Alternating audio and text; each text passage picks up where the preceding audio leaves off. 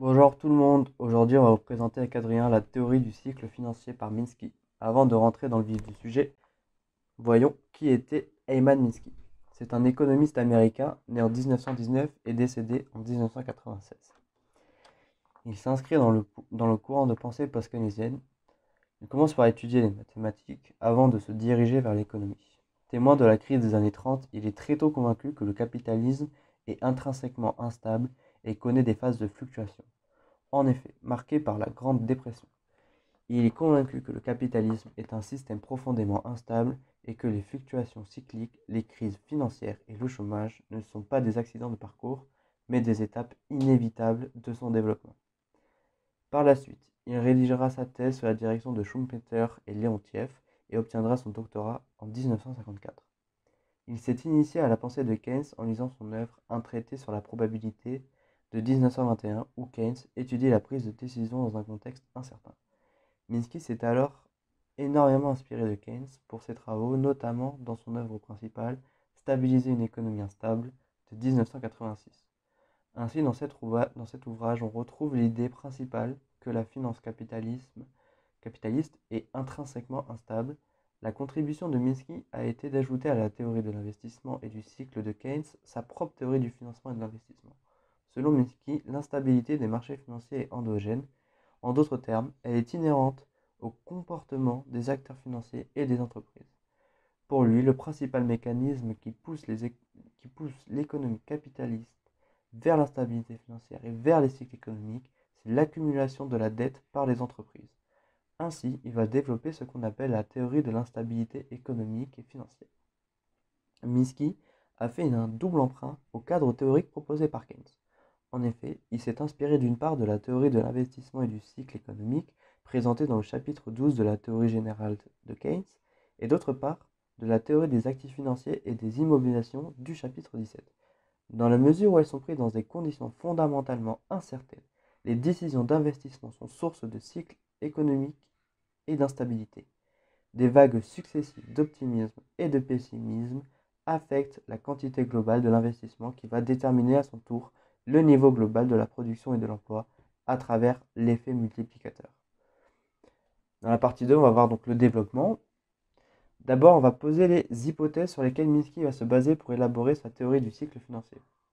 D'abord, il va rejeter que les marchés s'autorégulent. Il va prendre en compte ensuite l'incertitude et l'imperfection des marchés. Et enfin, pour finir, il va supposer qu'au cours du cycle financier, la génération des crises, elle est endogène. De plus, Minsky va introduire ce qu'on appelle l'hypothèse de l'instabilité financière qui est au cœur de sa théorie. Elle peut s'exprimer de la manière suivante. Le système financier se caractérise d'un mouvement alterné entre stabilité et instabilité du fait des interactions entre les différents types de comportements financiers. Ces basculements sont à l'origine des cycles économiques. Minsky va alors distinguer trois types de comportements en ce qui concerne le financement des investissements. D'abord, le financement couvert, c'est-à-dire des unités d'endettement stables, ce qu'on appelle le hedge finance, dans lequel le paiement des intérêts et du principal de la dette est couvert par le rendement attendu de l'investissement. Ensuite, le financement spéculatif, c'est-à-dire des unités d'endettement instables, ou ce qu'on appelle le speculative finance, où le rendement anticipé de l'investissement ne couvre que le paiement des intérêts, la dette étant constamment reconduite parce que le principal ne peut être remboursé. Et enfin, pour finir, le financement à la Ponzi ou Ponzi Finance, où les revenus de l'investissement ne permettent ni de couvrir les charges d'intérêt ni le principal. La survie du projet dépend de la possibilité de s'endetter encore plus et en permanence. De plus, Minsky est convaincu que pendant une longue période de prospérité, l'économie transite naturellement vers les régimes instables. Il avance deux principaux facteurs explicatifs dans son ouvrage Stabiliser une économie instable. Pour expliquer cela, d'abord les innovations financières et puis le relâchement de la barrière orthodoxe. Avant ça, il soutient que les institutions publiques, qu'elles soient politiques ou financières, jouent un rôle stratégique dans la stabilisation du système financier global. En effet, ces dernières sont considérées comme des circuit breakers qui arrêtent les spirales perturbatrices pouvant précipiter l'économie dans une phase de crise. Ensuite, les institutions permettent à l'économie de redémarrer sur de nouvelles bases, ce que Minsky avance dans les termes suivants. Pour contenir les démons que le marché peut infliger, les économies capitalistes développent des séries d'institutions et d'autorités qui peuvent être caractérisées comme des équivalents de circuit breakers.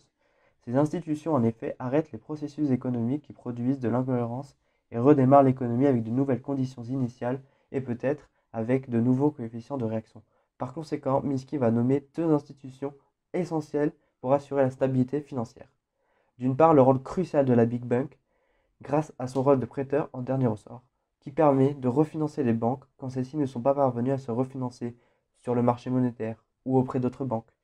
Les injections de liquidités permettent d'éviter aux institutions financières de solder leur position. Ainsi, la fonction de prêteur en dernier ressort permet d'éviter la suspension des activités de crédit en socialisant les risques privés dans une économie où les risques de prêt sont importants. D'autre part, le rôle du big gouvernement, qui est de soutenir l'économie en mettant en place des mesures de soutien aux ménages afin de relancer la consommation et donc de soutenir l'économie.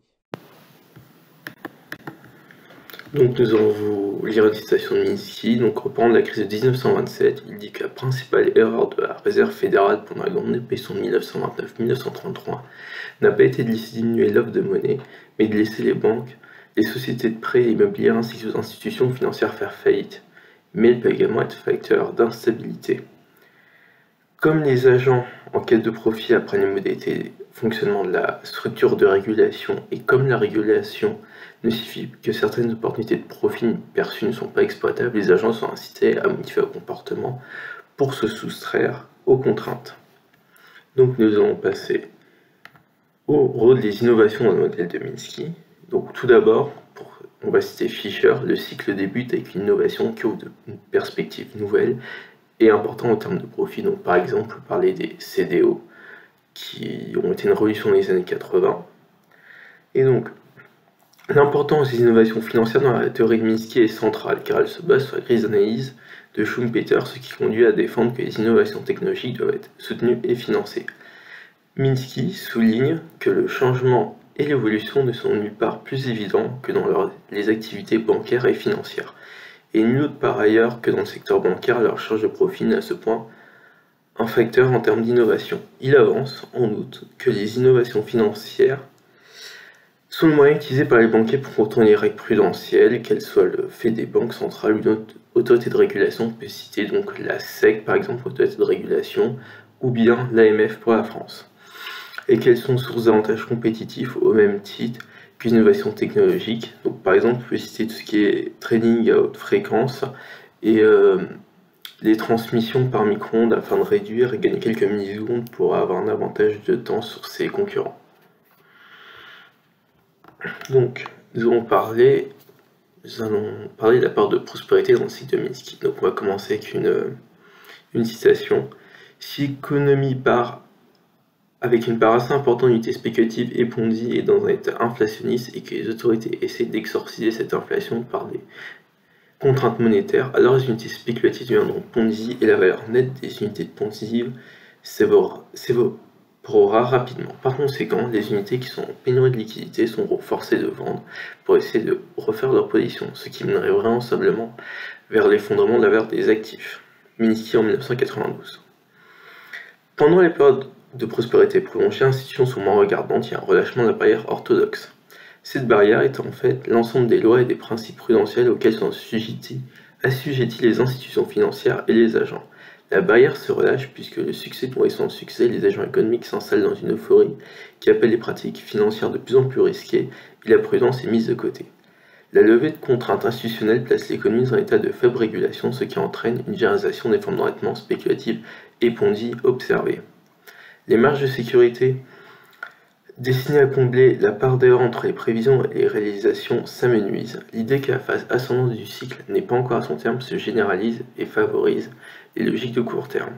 Le système se trouve dans une situation de fragilité financière que toute évolution défavorable dans les conditions de financement pourrait précipiter la crise. Donc là on peut reprendre évidemment l'exemple des subprimes, etc. Donc maintenant nous allons parler de l'éclatement de la crise. Donc, avec la hausse du taux d'intérêt dans une configuration de fragilité financière éclate la crise. Le point de retournement de la conjoncture va appeler des comportements radicalement différents de ceux observés jusque-là. L'euphorie laisse la place à la panique, les agents économiques se mettent dans une quête effrénée de liquidité, run to money, par la vente de leurs actifs ou de retrait de leurs actifs, par exemple Northern Rock en Grande-Bretagne en 2016, ce qui entraîne finalement la faillite de la banque en 2012. C'est ce qu'on appelle le moment Minsky, c'est-à-dire le point où les investisseurs surendettés sont contraints de vendre en masse leurs actifs pour faire face à leurs besoins de liquidité, déclenchant une spirale de baisse auto-entretenue du prix de ces actifs et un assèchement de la liquidité. Ce phénomène de run to money se traduit par des comportements moutonniers puisque tous les agents veulent sauver leurs actifs ou les protéger. Ce genre de comportement a un effet procyclique sur la crise. Le relâchement de la barrière orthodoxe laisse en place une contrainte institutionnelle plus rigide, par exemple toute l'argumentation après la crise de 2008. La probabilité de voir se mettre en place une déflation par la dette à la Fisher se met en place. Pendant la phase baissière du cycle, prédominent des comportements qui traduisent la prise de conscience des agents économiques par la non-soutenabilité de leur niveau d'endettement. Pour faire face à leurs engagements, les agents économiques se livrent à des ventes d'actifs, par exemple de gilets noirs lors de la crise de 1929. Les hauts niveaux d'endettement jusqu'à la commune économie ne le sont plus, sauf que ces actions précipitées après le crash renforcent les difficultés des emprunteurs en faisant baisser la valeur des actifs sans pour autant permettre une diminution significative de la dette. Les structures d'endettement deviennent de plus en plus insoutenables, les défauts de remboursement se multiplient. La capacité des emprunteurs à honorer leur engagement se répercute sur les banques. Exemple de la crise des subprimes où la chute du marché immobilier ne permet plus de couvrir les hypothèques et entraîna des banques à la faillite. Elles réagissent par une restriction du crédit, par le coût et par le volume. Le système financier plonge dans un état d'illiquidité généralisé.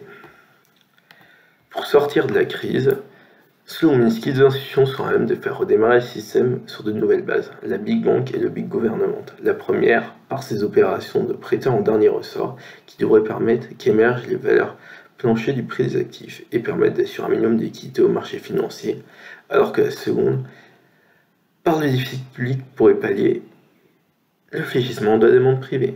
La conclusion. La théorie d'instabilité financière est juste puisqu'elle fut malheureusement démontrée en 2007-2008. En effet, par sa théorie, Hyman Minsky a su anticiper la crise financière des subprimes. Durant cette dernière, les biens immobiliers connaissent des hausses de prix réguliers et importants, obligeant les investisseurs à prendre plus de risques et à prêter davantage des emprunteurs non solvables.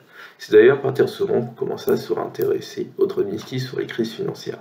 Dans cette théorie, on remarque aisément l'impact de la théorie keynésienne sur le modèle dual mode de résolution de la crise qui passe par l'intervention de la sphère publique et par le biais de la demande afin de sauver les marchés. Pour Hyman Minsky, nous pouvons stabiliser l'instabilité.